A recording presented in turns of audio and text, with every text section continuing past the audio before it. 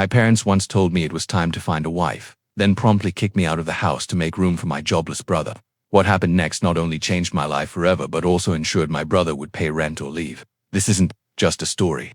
It's a testament to finally standing up for yourself after years of being overlooked. I'm a 32-year-old man, and I always knew I was the backup son in my family. You know how some parents pretend to treat all their children equally. Mine didn't even try to hide their favoritism.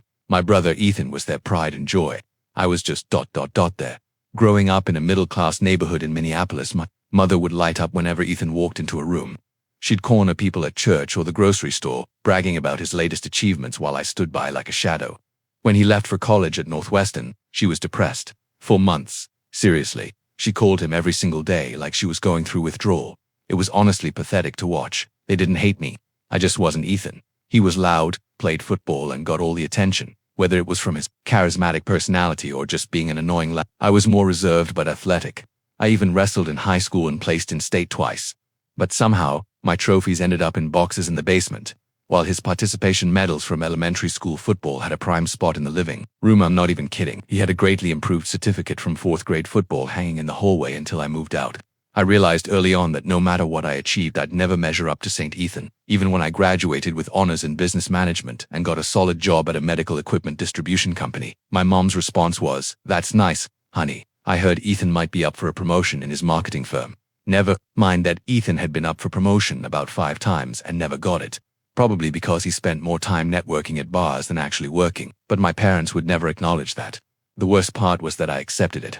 I just assumed that's how families worked. Someone's the golden child, and someone's the spare. Guess which role I got stuck with when I was 23. About a year after graduating, my parents dropped what they thought was good news. They were going to retire. My mom had been jumping between random part-time jobs at apparel businesses for years, and my dad was done as an insurance adjuster. Their big plan: I'd move back home to help out until Ethan had kids. Then they'd move to Colorado to be near him. Fast forward a bit. Ethan and his wife Lena still hadn't produced the grandchildren my parents were so desperate for. In fact, he was really struggling. He and Lena were having trouble paying their bills in Denver. I hadn't seen him since, I think, 2 Christmases ago, and he spent the entire weekend complaining about his condo, his boss, and pretty much his entire life. He wore expensive clothes he couldn't afford, $300 jeans and new watches, while grumbling about how the system was keeping him down. He barely acknowledged me, treating me like I wasn't even family. The dog was just background noise to him. Meanwhile, I was holding everything together. I'd worked my way up to regional sales manager, and my salary was covering their expenses. I took care of the house and yard, everything. I even renovated their bathroom and built a balcony in the backyard with my own hands, using composite boards that wouldn't splinter or decay, and did all the railings, the whole 9 yards. My life wasn't perfect, but it was stable. I had a good group of friends and played in a recreational hockey league. I dated when I had time, but no matter what I did, my mother kept talking about Ethan as if he were God's gift to humanity. When I closed a huge account, increasing my commission by thousands, Mom's response was to ask if I could lend Ethan money because he was going through a rough patch. He had leased a BMW he couldn't afford and was now scared about the payments. But this wasn't the first time. It was probably the 5th time they'd asked me to bail him out. Every family gathering was the Ethan show. If he bothered to call on holidays, everyone would crowd around the phone like the president was on the line. If he deigned to visit, my folks would spend weeks preparing, getting his favorite foods, tidying his old room like royalty was coming. On my birthday, Mom would make a boxed cake. On Ethan's birthday, she'd spend 3 days cooking all his favorites and invite the entire extended family. Then, everything went to Ethan. He lost his job. He and Lena were already living paycheck to paycheck, maxing out credit cards to maintain their image. They were completely screwed. My mom, however, acted like this was the best news ever. No joke, she practically bounced in her seat at supper. "This is perfect," she squealed. "Ethan and Lena can move in while he regains his footing. And perhaps after they're settled, they'll finally start a family." My stomach dropped. The way she said it made it obvious she'd been waiting for this. This same situation had played out for years. She never wanted to know what I thought about it. I was just expected to go along with whatever. Ethan, as usual, was in need. I remember staring at my plate, pushing around the mashed potatoes, thinking, here we go again. Ethan messed up and everyone bends over backward to accommodate him. It got worse. A few nights later, they sat me down for a family meeting. They wanted me to move out. There simply wasn't enough room for everyone, Mom said in a fake sweet voice. Besides, it's time for you to focus on finding a bride and starting your own family. But here's the kicker. They still expected me to continue paying rent even after I left. I just sat there feeling sucker punched for 5 years. I had put my life on hold to help them. I had been the responsible one while Ethan lived his life, hundreds of miles away.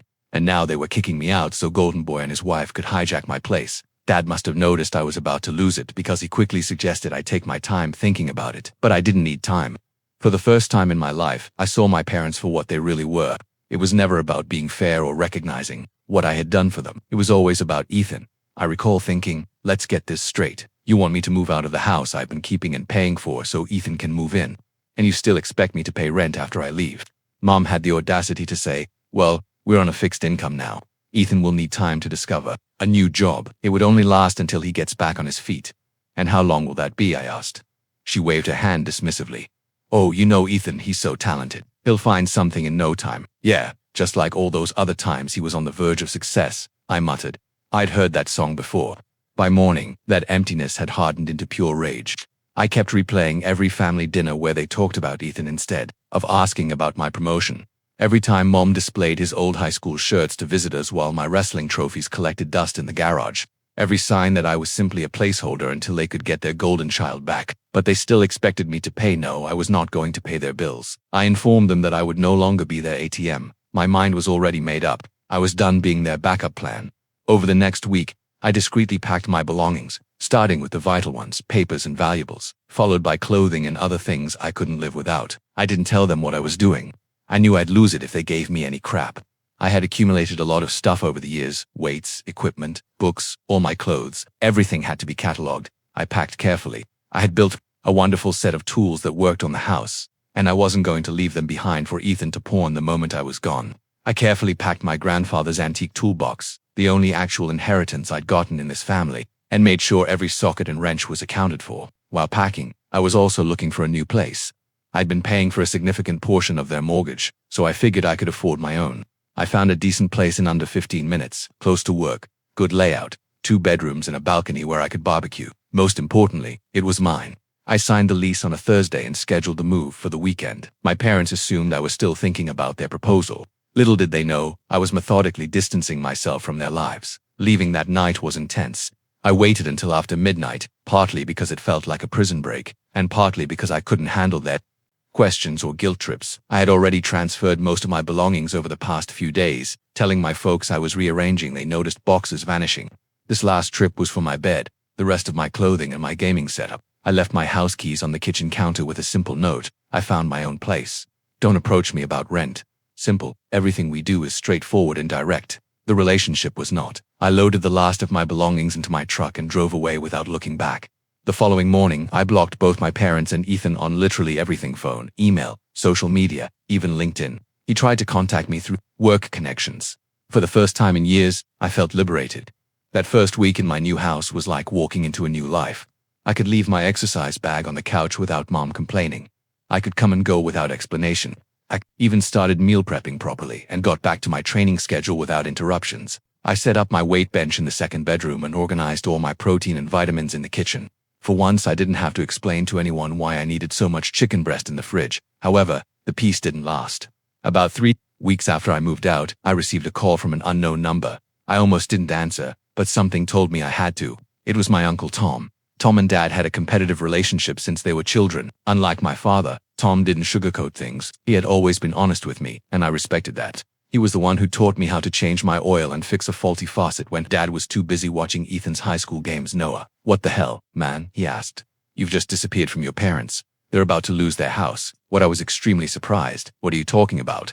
That's when Tom dropped the bombshell. It turned out Ethan had been jobless for 6 months, not just a few weeks like Mom claimed. And my parents had been surreptitiously sending him money the entire time, not just modest amounts, thousands every month to keep both him and Lena in their pricey condo. To make matters worse, they took out a second mortgage on the house without telling me. I could barely process what I was hearing. So, let me get this straight, I said, my knuckles white as I grasped the phone. They borrowed against the home without telling me, then expected me to continue covering their mortgage while they kept helping Ethan and Lena. That's right, Tom agreed. And now they're worried because if they continue to miss payments, they might lose their house. You need to step up and fix this. Noah, I laughed. Actually, I laughed. Fix it. Why is this my responsibility? They're your parents, Noah, Tom snapped. Family takes care of each other, really. Where was Ethan when they needed assistance? He's been bleeding them dry for years. I've been the one keeping a roof over their heads. Tom went silent. He knew I was right. Look, Tom, I appreciate the call, but this is not my problem. They chose Ethan like they always do. Now they can deal with the repercussions. After hanging up, I sat there in astonishment as the truth sank in like a stone. All those times they said they were a touch tight this month when I asked if I might chip in more for utilities. It wasn't because their retirement wasn't going far enough. It was because they were funneling funds to Ethan behind my back. While I was working overtime to make ends meet, they were enabling Ethan's careless lifestyle, a betrayal that cut deep. Truly hit deep. For days I tried to process everything. The more I considered it, the more betrayed I felt. I had unintentionally, but helping Ethan and Lena stay afloat in their pompous lifestyle while my rent money was directed to them by my parents. So, after digging this hole, they expected me to leap in and pull them out. This was not my problem. But then I started thinking about the house itself. I grew up there, put in a lot of work. A small part of me didn't want to watch my parents lose it. Even if our relationship was in the toilet, I'd spent weekends renovating the roof, replacing obsolete wiring, and repairing plumbing. That sweet equity would vanish if the bank foreclosed. Also, if I was going to continue paying for something, I wanted it to benefit me, not just fuel Ethan's sense of entitlement. So, I created an offer. When I arrived at the house, Mom looked like she hadn't slept in days. Dad barely glanced at me as he let me in. I wasn't surprised to see Ethan and Lena also seated there. Ethan had that arrogant expression on his face, as if he'd already won whatever game they were playing. He had gained weight and was wearing a showy watch which probably cost more than a month's rent. Typical Ethan broke, but keeping up appearances. I understand about the second mortgage, I said immediately, standing with my arms folded and watching their faces. Mom's hopeful expression immediately twisted into guilt. Ethan just scowled, perplexed. Tom told me everything, I added. Mom sighed. Tom ought to mind his own business. Maybe, but I'm glad he didn't, I replied. Otherwise, I'd still have no idea you were using my money to pay for Ethan's expenditures. Dad began to interrupt, but I held up my hand. Let me finish. I'm not here to fight or rehash the past. I have a solution that benefits everyone. I laid it out.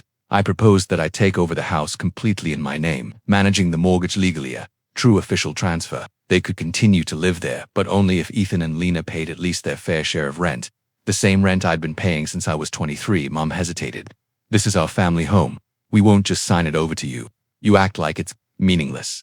It isn't meaningless, I responded, keeping my voice stable. It's your chance to keep it instead of losing the entire house. Currently, the bank owns more of it than you do. If you continue to miss payments, they'll take it back. This is your best shot. Ethan jumped in. You can't just walk in and take something that doesn't belong to you. This was supposed to be my inheritance, he said, his voice rising with every syllable. You've always been jealous of me, trying to outdo me. Now you're using Mom and Dad's situation to steal what should be mine. I laughed right in his face. Your inheritance, Ethan. You've scarcely stepped foot in this house in 10 years. I've been here looking after Mom and Dad and paying the bills while you've been living your life 3 states away and bleeding them dry. His face turned red, but he had no comeback. He just sputtered about how I didn't understand his situation, and how the job market was terrible right now. Rich, coming from a guy who'd had 5 different jobs in the last 3 years, none of which he'd held for more than 6 months. I'm not trying to steal anything, I said calmly but firmly, but I'm not going to keep putting money into a sinking ship without expecting anything in return. If you want to stay, you need to contribute. Otherwise, that's fine, but I won't pay for you to stay here for free while I struggle on my own. The room went silent. Eventually, Dad spoke. Well, think about it. I nodded. Take as much time as you need, but remember the bank won't wait. You're already months behind. Payments are the only way you'll get my assistance. As I turned to go, Ethan couldn't resist one last dig. This is crap, he muttered. You've always been trying to prove you're better than me. I just smiled. No, Ethan, I don't have to try. I just have to show up. The expression on his face was priceless. I think that was the first time I had actually stood up to him directly. Mom gasped as if I had slapped someone. Dad just stared at the floor, but it felt amazing. Damn good to finally express what I'd been thinking all these years. For a week I didn't hear anything. I assumed they were still arguing over it, or more likely Ethan was trying to persuade them to hold out for a better offer or find another sucker to help them out. Probably figured if they ignored me long enough I'd cave and just give them money with no strings attached. That's how it had always worked before. Then, out of nowhere, Lena called me. Her voice was shaking with fear. She told me Ethan that hadn't paid a single cent toward the mortgage, even after they obtained a foreclosure notice. He was insisting that I was merely attempting to lure everyone into giving me the house and that it wasn't his obligation. But Lena wasn't buying it anymore. I don't want to lose the house, Noah, she said, her voice trembling. I know your offer is reasonable. I've been looking for a job, but Ethan keeps repeating that I don't need to work. Something will work out. He spent days playing video games and going out with his friends while my parents were worried about losing everything. If I don't do something right now, she continued, I'll end up like them. She went on to describe how Ethan would leave the house at midday, claim he was networking, then come home drunk at 2 a.m. Meanwhile, Mom was still doing his laundry and making excuses for him, even as the foreclosure notices piled up. I honestly felt sorry for Lena. She wasn't a horrible person. She was just stuck with my entitled brother. So, I made her a new offer. Same deal as before, with one change. Ethan must leave if he refused to pay the rent. Lena could stay, but he was out. I can't kick my own brother out, I explained, but I can determine the terms if he wants to stay in my place. If he can't comply with those requirements, he has to leave. Lena agreed to present my offer to everyone. Part of me wondered if she secretly hoped Ethan would decline and that she'd have an excuse to leave him. The next meeting was a complete mess. As soon as I mentioned rent, Ethan completely lost his mind. He jumped up, knocked over a coffee mug with his chair, and started yelling every insult he could think of, calling me a greedy bastard and accusing me of manipulating everyone. He even got in my face and tried to intimidate me, but I stood my ground. I had been dealing with his temper tantrums our entire lives. I wasn't about to back down. Now you think you're so much better than me, he roared, his face inches from mine. You've always been jealous because Mom and Dad love me more. That's what this is about, isn't it? You're still that poor little boy who couldn't handle not being the favorite. I didn't take the bait. This isn't about who's the favorite, Ethan. This is about responsibility. You had a free ride your entire life, and now the bill is due. He spat, you. I don't need your help. I'm going to make it big any day now. I've got prospects. Prospects don't pay the mortgage, I said simply. Mom and Dad tried to play peacemaker, but it was clear they still sided with him. Mom kept saying, Ethan is going through a hard time right now, while Dad just glanced at the floor, defeated, as if he realized I was right, but couldn't force himself to stand up to Ethan or Mom standing in the doorway. I said, if you're not willing to accept the help I'm offering, I can't do anything else. Best of luck with the foreclosure. Walking away wasn't easy. I kept telling myself it wasn't my responsibility to fix my parents' mistakes. But that unpleasant voice in my head kept whispering, what if they lose the house? What if it's your fault? This time, I refused to let guilt take control of me. I had done my part. I had given them a way out. They chose to reject it. That was their decision, not mine. Months passed. My life got better. I started dating a physical therapist named Claire, got promoted at work, and started taking Brazilian jiu-jitsu classes twice a week. My apartment finally felt like home. For the first time in years, I realized how much I had missed not having anything extraordinary, just the simple freedom to live on my own terms. No one questioned why I needed so much freezer space for meal prep. No one made snarky remarks about my obsession with exercise. No one made me feel like I was taking up space that rightfully belonged to someone else. Lena called me once more, crying so hard I could barely understand her. The bank was officially moving forward with the house purchase. The foreclosure wasn't just a warning anymore. It was happening. Ethan had refused to even consider my offer. Their fights had gotten so bad the neighbors had called the cops twice. I can't do this anymore. Noah, she cried. I have nowhere to go. Ethan maxed out all their credit cards. His friends had stopped letting him crash. Your parents are on their last nerve. The stress is causing health issues. Your mom's blood pressure is through the roof. Your dad looks like he's aged 10 years in the last 3 months. Please, if there's anything you can do. She told me about Ethan's lies and how he told everyone he had job interviews that didn't exist, how he even borrowed Dad's emergency credit card and racked up charges at bars and restaurants. When confronted, he exploded in rage, screaming that everyone was against him. I felt Lena deserved better than this. I felt sorry for her, my parents, and Ethan, not her, had created this mess. I decided to give it one last shot. This time, there was no room for negotiation. I would buy the house, but the title had to be transferred to my name immediately. Ethan, Lena, and my parents could stay, but Ethan would have to pay rent if he refused. He had to go. And I made it clear I wasn't covering any more of Ethan's expenses. This was my final offer. I told Lena they could take it or leave it, but I wasn't going anywhere. To my surprise, my parents finally agreed. I guess the fear of losing the house was stronger than their need to protect Ethan's ego. Even Ethan didn't fight much this time, though the look on his face made it clear he was furious. That day, we signed the documents and transferred the house to my name. It didn't feel real. My mom kept dabbing her eyes with a tissue like she was signing away a child instead of a deed. My dad just looked at the house with slumped shoulders, signing where the lawyer pointed without reading the documents. Ethan wasn't there. Couldn't bother to show up for something this important. Typical. Just like that, I bought the house I grew up in. The house I'd been helping pay for since I was 23. The house that was supposed to be my inheritance someday. Someday had finally arrived, but not the way any of us imagined. I had always disliked him. Mom slumped in cries and wailed about how her family was being torn apart. Dad simply sat at the kitchen table, looking blankly ahead. My folks were outraged. They accused me of being heartless, of leaving my family when they needed me most. However, I had heard it all before, and this time it did not work. If they wanted to help Ethan, they could leave with him. I told them exactly what I told Ethan. This is my house now. I had given Ethan additional chances. He was given 3 months to get his act together. He hadn't. I tried, but I am not operating a charity. He's your brother. Mom screamed. How can you do this to your own flesh and blood? Same way you had no issue kicking me out to make space for him, I replied. Same way you lied to me for years about where my money was going. You never stood up for me when Ethan treated me like crap. That silenced her to my astonishment. They actually left. Reluctantly, they packed and moved out. The only one willing to take them in was Uncle Tom, the same one who lectured me about how families should stick together. Isn't karma ironic? Tom lives in a modest 3-bedroom house. Must have been a dreadful change for my parents. Mom and Dad had to get part-time jobs at a hardware store just to pay their bills. Ethan, of course, went with them. He believed he was somehow the victim. In all of this, I heard through the grapevine he was sleeping on a pull-out couch in Tom's home office, whining constantly about the lack of privacy.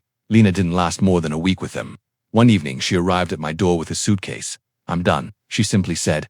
I can't live like that anymore. Ethan refuses to get a job, and your mother still treats him like he's 12. She makes him lunch every day at 32. Lena was actually trying to get back on her feet. I let her stay in the spare bedroom for a while. She landed a job at a local boutique quickly and eventually moved into her own place. I don't blame her for getting divorced. Ethan had been dragging her down for years. For me, everything just got better from there. Owning a house gave me a sense of security I'd never had before.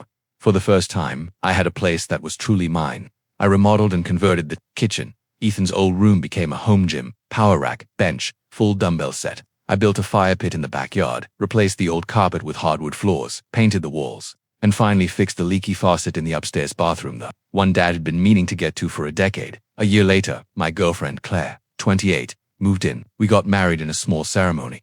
I didn't invite my parents. Maybe not Ethan either. We've been crushing it ever since. Claire opened her own physical therapy practice, and I launched my own medical equipment distributorship after learning the industry from the inside out. About 6 months ago, karma struck. I was leaving the gym when my phone rang, another unknown number. It was my father. Noah, he said, voice barely above a whisper. I know we haven't talked in a long time, but we need help. Turns out Tom had had enough. He was done with the drama and Ethan's refusal to contribute anything. He gave them 30 days to find another place to live. Mom had been diagnosed with high blood pressure from the stress. Dad's part-time job barely covered their meds. What about Ethan? I asked. Where's he in all this? Dad sighed. He moved to Florida with some friends. Said he needed a fresh start. He hasn't called in months. I nearly laughed. Of course, Ethan bailed when things got real. The golden child had abandoned the throne when it became too much work to sit on it. So now you're calling me? I asked. After everything. Son, please. Dad's voice cracked. We were wrong. We've always been wrong about you. You were the one who was there for us. We chose Ethan every time. I don't expect you to forgive us, but we don't have anywhere else to go. I thought about telling them to figure it out themselves, the same way they once told me, but I'm not like them. I'm better. There's a small apartment over the garage I've been renovating. Finally, I said.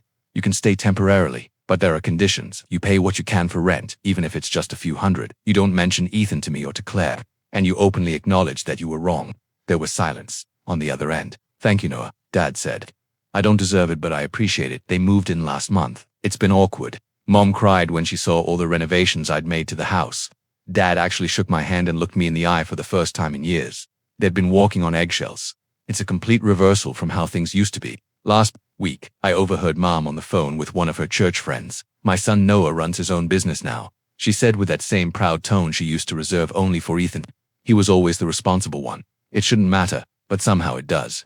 Mom's been trying to make amends in her own way. She brings over dinner sometimes, offers to help Claire with the garden. Dad's been more straightforward. He actually sat down with me last weekend and apologized. He said he was always proud of me. He just didn't know how to express it, and that he had let Mom's obsession with Ethan define our family dynamic for too long. In many ways, it's too little, too late, but it's something. As for Ethan, the last I heard, he got fired from a bartending job in Miami. He was begging Mom for money again. She told him she couldn't afford it anymore. Baby steps, I suppose. 2 weeks ago, I received an email from Ethan, just one line. I hope you're happy now. You turned everyone against me. I didn't respond. There was nothing left to say. Sometimes I wonder if I was too harsh. But then I remember all those years I spent as an afterthought, the backup plan, the safety net. I refused to keep being the responsible one while receiving nothing in return. The house that was supposed to be Ethan's inheritance. It's where my child will be raised. Claire is about to become a mother. Our first child is a boy. And trust me, if we have more kids, they'll all be loved equally. Edit update. Holy cow, this blew up overnight. Thank you everyone. I've received awards and a lot of support. Many of you have asked for updates on Ethan, so here's the latest. He's back in Minnesota, currently living in a crappy apartment and working at a cell phone store. He still calls mom frequently asking for loans, which everyone knows will never be repaid. He even had the nerve last week to try reaching out to Claire on Facebook, hoping she'd talk some sense into me. She blocked him immediately. Dad has been stepping up more recently, fixing up the apartment over the garage, making it more comfortable for them. Mom still makes excuses for Ethan and gives that martyred expression sometimes, but she's trying with Claire, and I respect that. As for me, business is good. Claire's pregnancy is going well, and for once I sleep peacefully at night knowing I finally stood up for myself. Some of you called me an asterisk for how I handled things, and maybe I was. But after more than 30 years of being the family doormat, I'm fine with that. Edit 2 in case you were wondering about Lena. She's doing fantastic. She's got her own house, started taking classes at the community college, and is dating a good guy who actually has a job. We still grab coffee occasionally. She's genuinely becoming friends with Claire, which is a plot twist I didn't expect. But honestly, it's kind of wholesome, and yes, I did change all the names in this story. Not that Ethan would read anything longer than a tweet, but still safer.